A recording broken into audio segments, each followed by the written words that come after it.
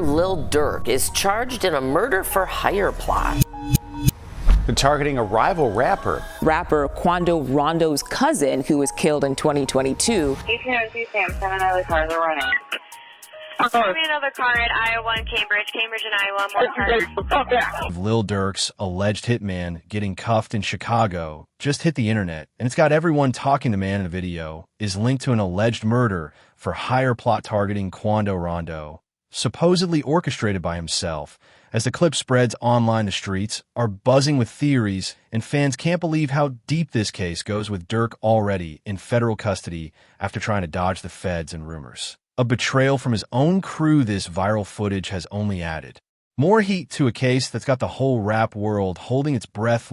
Chicago rapper Lil Durk is in police custody this morning. And he was allegedly involved in a murder for hire. And now footage of some of his alleged men getting arrested has taken the internet by storm. The video showing some men linked to Durk being cuffed in Chicago has gone viral, pulling more attention to the high-stakes murder for hire case. The suspects, Cav London Grant, DeAndre Dantrell Wilson, and David Brian Lindsay, are reportedly part of a crew assembled to take out rapper Quando Rondo, the alleged target. Now they're facing serious charges alongside Durk, including conspiracy and use of firearms, as they await extradition to Los Angeles. The footage of these alleged hitmen has been spreading like wildfire. In the video, you can see the suspects being chased by local and federal law enforcement as they're taken into custody. In Chicago, people online are buzzing about it, with everyone throwing in their 2 cents about Durk's alleged involvement. 3 of the men, Grant, Wilson, and Lindsay, are being held in the Winnebago County Jail,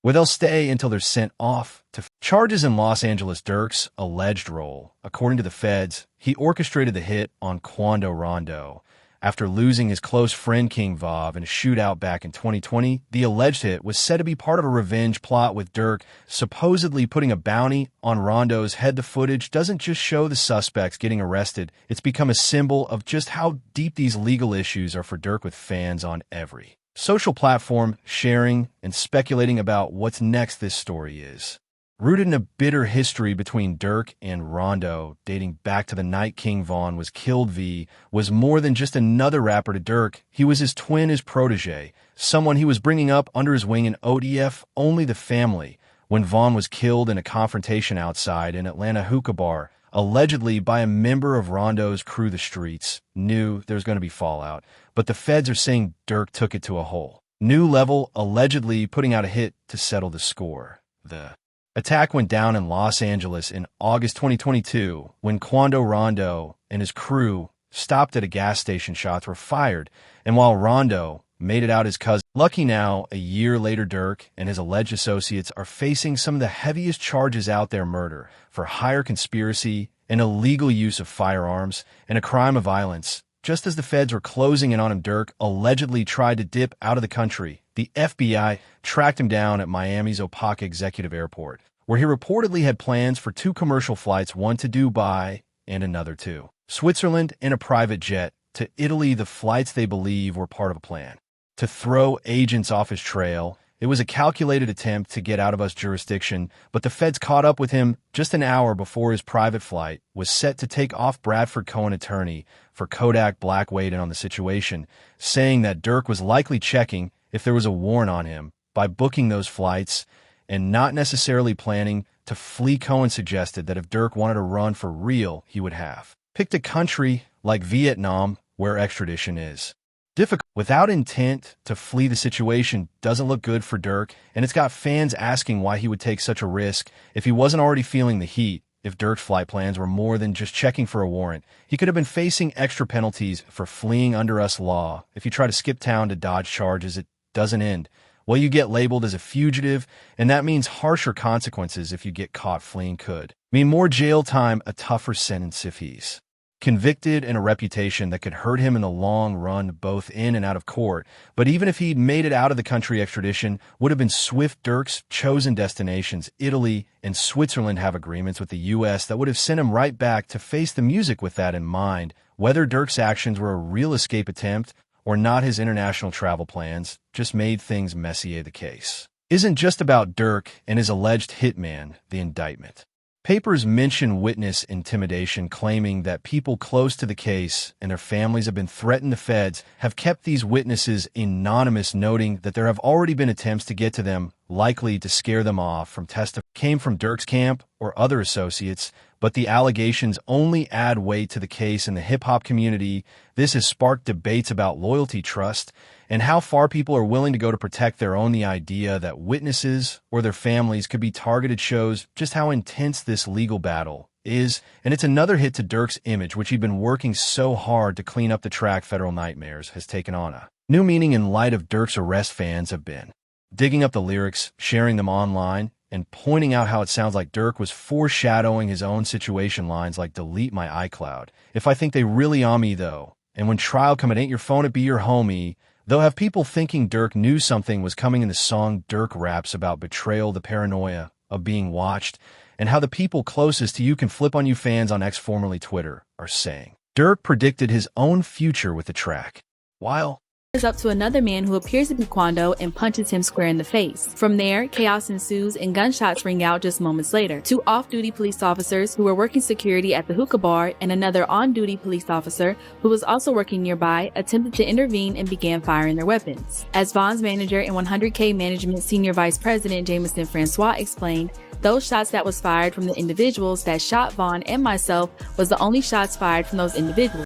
It all began on November 6th. 2020, when King Vav, an ODF rapper and Lil Durk's close ally, got killed after a fight in Atlanta. This tragic night was the ignition point, setting off a violent feud between Lil Durk and Quando Rondo, a rival from the Chicago scene. Fueled by grief and anger, Durk allegedly put a bounty on Quando Rondo's head, promising money to anyone in ODF who took out the rival, who he blamed for his friend's death for nearly 2 years. Things seemed to cool down, but on August 18th, 2022, word hit the ODF network. Quando Rondo was in Los Angeles staying at a hotel. Durk's squad allegedly jumped into action. They arranged flights for ODF hitman from Chicago to California and reportedly traveled themselves, all funded through credit cards and bank accounts linked to ODF. According to the indictment, Durk's hitman, including DeAndre "DD" Wilson, Keith Flacca Jones, and ASA Boogie Houston, were well equipped and ready for business. They arrived in Los Angeles to track Quando Rondo with Durk and ODF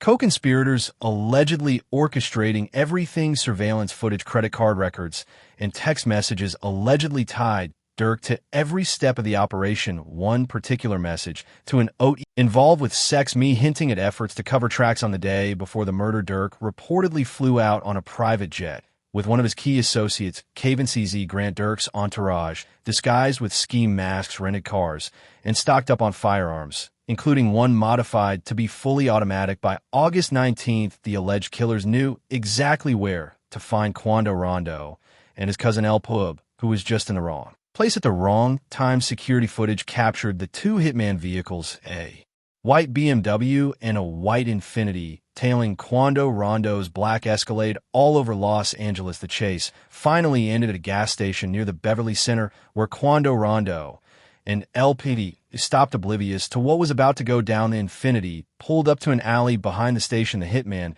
got out, guns in hand, black masks on. In the blink of an eye, they opened fire on Quando Rondo's vehicle, striking it at least 18 times. El Pab was killed right there in the hail of bullets, while Quando Rondo, the main target, somehow managed to survive. After the shooting, Durk's team allegedly tried to disappear quickly. They grabbed a quick their incoming flights. They booked a flight back to Chicago. It seemed like a perfect plan, clean and quiet, but the feds weren't about to let this one slide. Months of investigation led to a grand jury indictment with enough evidence to arrest 5 ODF members. The FBI managed to track Durk down and caught up with him just as he was allegedly trying to flee the country. After the hitmen were taken down in Chicago, the feds got intel that Durk had booked 3 separate international flights on October 24th, 20124 to Dubai, Switzerland, and Italy. This desperate move, though, tipped off law enforcement, who finally arrested him before he could get away. In the eyes of the law, ODF isn't just about making music.